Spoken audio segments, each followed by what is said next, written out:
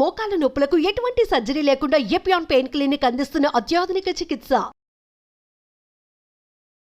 Welcome to Suman TV. నేను మీ నవీన్. ప్రస్తుతం మనతో ప్రముఖ గ్యాస్ట్రో ఎంట్రాలజిస్ట్ డాక్టర్ పులి చంద్రశేఖర్ గారు ఉన్నారు. హాయ్ సార్, నమస్తే అండి. నమస్కారం సార్, రోజు ఒక యాపిల్ తింటే చాలా హెల్తీగా ఉంటామంటుంటారు.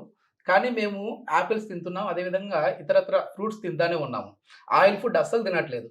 అయినా ఎందుకు మా పొట్టలో గ్యాస్ ఫామ్ అవుతుంది, మేము అన్హెల్దీగా ఉన్నాము అని అంటున్నారు. సో దానికి మీరు ఏం చెప్తారు? మంచి పాయింట్. ఇక్కడ హెల్త్ అన్నారు. హెల్త్ మన వరకేనా, యాపిల్కి కూడా హెల్త్ ఉందా అనేది రెండు రకాలుగా చూసుకుందాము.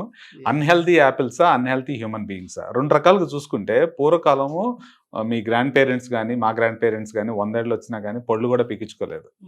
అర్థమైందా? అలాగే మనము కుళ్ళిపోతున్నాము, మన చుట్టూతో ఉన్నాయి కూడా కుళ్ళిపోతుంది. దాంతోపాటు కుళ్ళిపోతుంది కూడా యాపిలే. దీనికి కారణం ఏంటి అని తెలుసుకోవాలి అంటే, ఒకప్పుడు మన చిన్నప్పుడు డాక్టర్ దగ్గరికి వెళ్తే ఈట్ అన్ యాపిల్ కి ద డాక్టర్ వే అని చెప్తూ ఉంటారు. సార్, నన్ను ఇంటర్వ్యూకి వచ్చే ముందు నవీన్ ఒక యాపిల్ తీసుకొని రా అన్నారు. సో నేను తెచ్చాను. మీరు కూడా మళ్ళీ యాపిల్ తీసుకొని వచ్చారు. నేను కూడా యాపిల్. సో ఇదేమో నిగనిగలు ఆడిపోద్దా ఉంది. ఓకే, సో రెండు డిఫరెన్స్ ఏంటండి? ఏం లేదు సార్, మీరు సినిమాకి వెళ్ళారు ఎప్పుడన్నా? వెళ్ళాను సార్. ఇంటికి వెళ్ళారు ఎప్పుడన్నా? వెళ్ళాను. సినిమాకి వెళ్తే హీరోయిన్ మొహానికి కొద్దిగా కవరింగ్ చేసుకుంటది, ఇంటికి వెళ్తే మీ ఆవిడ వేసుకోదు అనమాట. సో అలాగా దీంట్లో ఒకటి హీరోయిన్, ఒకటి ఇల్లు అనమాట. హీరోయిన్ తెచ్చాను.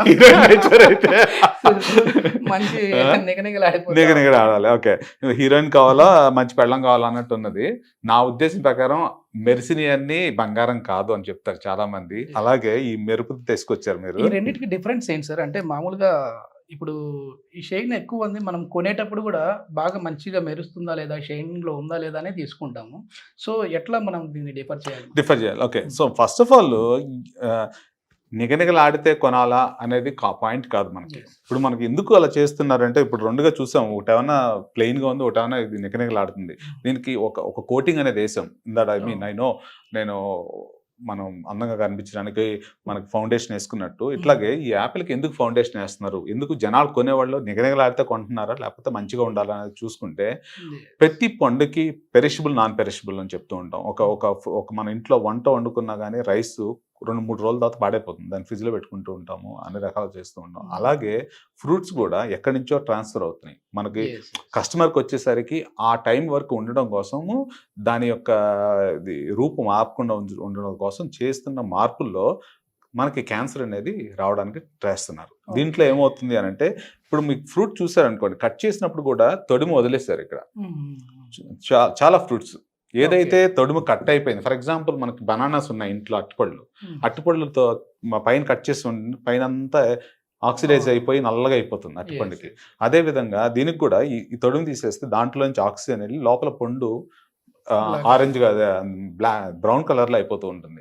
దాన్ని లోపలికి ఆక్సిజన్ వెళ్లకుండా ఉండడం కోసము, పండు పాడైపోకుండా ఉండడం కోసం, కస్టమర్ వరకు వెళ్లే వరకు చూసుకోవడం కోసం మన ఇంట్లో కొన్న తర్వాత ఎమ్మటే తినేము, 2-3 రోజులు ఉంటుంది. సో ఎక్కడైతే పండు వస్తుందో అక్కడి నుంచి ట్రాన్స్పోర్ట్ సిస్టమ్ నుంచి అమ్ముకుని కానీ మన ఇంట్లోకి ఒక మంచి క్వాలిటీ ఉండాలన్నట్టుగా జనాలు దాని లోపలికి ఆక్సిజన్ వెళ్లకుండా ఉండటం కోసం దానికి ఒక కోటింగ్ అనేది ఏర్పాటు చేస్తున్నాం. ఓకే, మేము ఎట్లా తెలుసుకోవాలి సార్? అంటే ఇది కోటింగ్, ఇది నాన్ కోటింగ్? ఇది జస్ట్ ఫర్ ఎగ్జాంపుల్, మన ఇది ఇప్పుడు షైనింగ్ ఉంది. సో దీంతో just giving an example here, ఇలా తీస్తూ ఉంటుంటే దీని చూడండి తెల్లగా పొడిగా వస్తుంది ఇక్కడికి. ఇప్పుడు నేను జస్ట్ దీంతో ఇలా ఎక్కువ కూడా చేయలేదు, ఎంత ఉంది సార్ వైట్ గా పౌడర్. సో నిగనిగ రావాలంటే రాసుకోవచ్చు అనమాట. ఇప్పుడు నేను ఊరినే జస్ట్ ఇక్కడ నేను దీన్ని షేవ్ చేస్తున్నట్టు చేస్తున్నాను. So you see that all తెల్లగా వచ్చిందంతా వ్యాక్స్ లాగా ఉన్నది. ఈ వ్యాక్స్ ఏం చేస్తుంది అని అంటే, బేసికలీ దాంట్లోకి ఆక్సిజన్ వెళ్లకుండా పండు పాడవకుండా ఉండడం కోసం చేస్తున్నారు. సో ఇంకొకటి, దీన్ని మనం తీసుకొచ్చిన తర్వాత ఒక ఎండ్ కస్టమర్గా ఎలా ఉంది అని అంటే, ప్రతిసారి మనం you can able to scratch it and see, ఇళ్లలోకి వెళ్ళిన తర్వాత వేడి వాటర్లో పోస్తే వ్యాక్స్ అనేది బయటకు వచ్చేస్తుంది. సో ఆ రకం కూడా జరుగుతూ ఉంటుంది. ఎగ్జాక్ట్లీ. సో వ్యాక్స్ ఇప్పుడు మనకి యాపిల్ లోపల ఉన్నది యాంటీ ఆక్సిడెంట్, క్యాన్సర్ రాకుండా ఉంటుంది. ఈ పైన ఇలా పూతల వల్ల, మన పెస్టిసైడ్స్ వల్ల క్యాన్సర్ వచ్చేటట్టు అవుతుంది. ఒకప్పుడు మీరు చూసారు, ఎప్పుడో వినేవాళ్ళం క్యాన్సర్ ఎవరికో వచ్చిందంట అనేది. ఇప్పుడు ప్రతి ఇళ్లలోనూ ప్రతి ఆల్టర్నేట్ పర్సన్కి ఏదో క్యాన్సర్ ఉంటుంది. ఫర్ ఎగ్జాంపుల్, ఇప్పుడే ఒక పేషెంట్ ముంబై నుంచి వచ్చారు, ఎన్నో హాస్పిటల్ తిరిగి వచ్చారు. ఆవిడకి ఏ చెడు అలవాటు లేదు. సో అండ్ చాలా టెస్టులు చేయించుకున్నారు, వెరీ బిగ్ యూనివర్సిటీ నుంచి వచ్చారు, నానావతి హాస్పిటల్ నుంచి రిఫర్ చేశారు నాకు. ఆవిడకి ఇక్కడ మెడలో అంతా గెడ్డలుగా వచ్చినాయి అంట. గెడ్డలుగా వచ్చి ఎన్ని టెస్టులు చేసినా క్యాన్సర్ అయితే ఉందని తెలుసు, కానీ ఏ క్యాన్సర్ తెలియలేదు, ఏ ట్రీట్మెంట్ ఇవ్వాలో తెలియలేదు. ఇప్పుడు నా దగ్గర 2 months ఇక్కడ ట్రీట్మెంట్ ఇస్తాను, నెక్స్ట్ రోజు మార్నింగ్ వెళ్ళిపోతారు. సో అలాగా ఆవిడ వయసు ఎంత 45-50 సంవత్సరాలు. సో వాళ్ళకి ఏంటంటే నాన్ వెజ్ కూడా తినరు వాళ్ళు చెప్పాలంటే.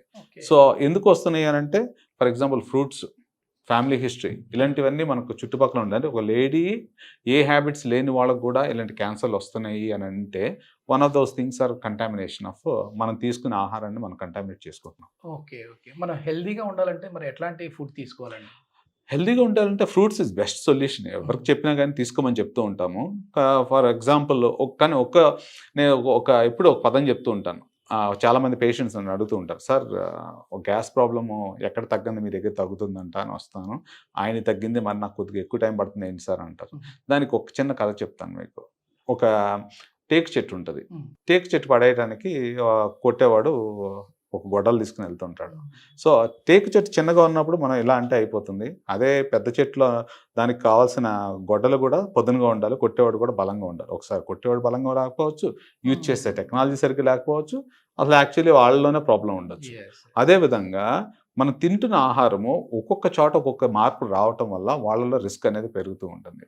సో అలాగే ఈ పాయింట్ ఎందుకు నేను చెప్తున్నానంటే, గ్యాస్ పేషెంట్స్ యాపిల్ తినొచ్చా లేదా అనే క్వశ్చన్ నన్ను అడుగుతూ ఉంటారు.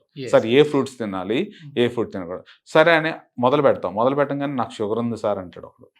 తర్వాత నేను ఇంకో ట్యాబ్లెట్ వేసుకుంటున్నాను అంటారు. సో ఒకే పేషెంట్లో వేరు ఫర్ ఎగ్జాంపుల్ ఎందుకు యాపిల్ కానీ వీటిల్లో గ్యాస్ పేషెంట్స్కి కొంతమందికి పడదు అని చెప్తే, pH వాల్యూస్ <4 ఉంటుంది, వాళ్ళకి ఇంకా ఎసిడిటీ ఎక్కువ అవుతుంది. ఓకే.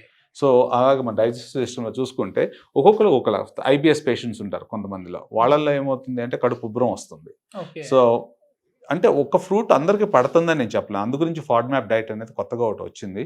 సో దీన్ని డివైడ్ చేసుకుంటే మనము చేసుకునే కొన్ని ప్రాబ్లమ్స్ ఉన్నాయి. అంటే ఒక ఫ్రూట్ని ఎక్కువ రోజు ఉంచడానికి మనం చేస్తున్న పెస్టిసైడ్స్ కానీ, లేకపోతే దానిపైన పోత ఒకటి మన క్యాన్సర్ ఇస్తుంటే, మంచి ఫ్రూట్ తీసుకున్న కొంతమందికి కొన్ని గ్యాస్ట్రిక్ ఇష్యూస్ కూడా వస్తూ ఉంటాయి. For example gastritis patients apples pH values డిఫరెంట్గా ఉంటాయి.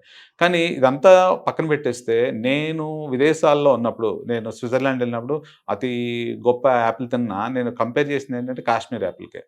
నేను ఎప్పుడో 30 సంవత్సరాల కిందట ఒకసారి తిన్నాను అప్పుడు Kashmir Apple. It was so good, even now I could feel the taste inside me. So అంత గొప్పగా ఉన్నాయి అన్నమాట. సో ఏం మారిపోతుంది మనం చేసేదల్లా, మనం యాడ్ చేసే పెస్టిసైడ్స్ వల్ల ఆ ఫ్రూట్లో ఉన్న ఇది కూడా మారిపోతూ ఉంది. That's what I see that. మొత్తానికి ఒకవేళ యాపిల్ మంచిదే అంటే, ఫ్రూట్స్ అన్ని మంచివే, కానీ వాటిని మనం మంచిగా కడిగేసుకున్న తర్వాతనే, లేదంటే మీరు అన్నట్లుగా ఇప్పుడు అందరికీ డౌట్ ఉంటుంది. సో మేము వాళ్ళ దగ్గర ఇట్లా షాప్ పండు దగ్గర జస్ట్ ఒకసారి గోరుతో ఇట్లా అంతే దానికి వ్యాక్స్ ఉందా లేదా తెలుస్తుంది. పిల్లలకి పెట్టినప్పుడు చాలా మంది ఇందాక కూడా పేషెంట్ ఒకళ్ళు అడిగారు, సార్ ఫైబర్ కావాలి అంటే తోలుతో తినాలంటే భయం వేస్తుంది, ఎందుకంటే వ్యాక్స్ ఉంటుంది, ఎలా తినాలి అని. ఓకే. సో బేసికలీ వాళ్ళందరూ ఏంటంటే పైనుంచి తోలు తీసేసి లోపల తీస్తున్నారు పిల్లలకి, విచ్ ఇస్ అండర్స్టాండబుల్. దానివల్ల ఫైబర్ వస్తుంది కానీ పూర్తి ఫైబర్ రాకపోవచ్చు. అంటే ఇప్పుడు వేడి నీళ్ళలో కడిగేసిన తర్వాత తినొచ్చా అండి? వేడి నీళ్ళు కడిగేస్తే అది హాట్ వాటర్, కానీ దాని యొక్క రుచి పోతుంది కదా. That's what I mean. Organic వెళ్ళిపోతే చాలా బెస్ట్ అంటారు. అదే. సో న్యాచురల్ ఫార్మ్స్ లోకి వెళ్ళి ఆర్గానిక్ ఫ్రూట్ ఉంటే సరిపోతుంది.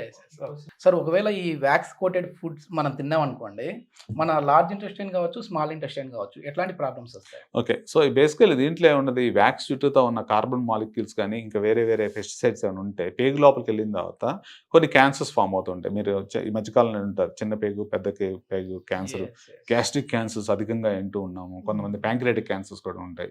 So these are the risk factors. ఇవి వాళ్ళకి వచ్చే క్యాన్సర్స్ కారణము ఒక వ్యాక్స్తో పాటు దానిపై ఉన్న చుట్టూ కార్బన్ మాలిక్యూల్స్ తోటి క్యాన్సర్ రిస్క్ కూడా పెరుగుతూ ఉంటాయి. థ్యాంక్ యూ సార్, చాలా మంచి information. Thank you very much. Thank you.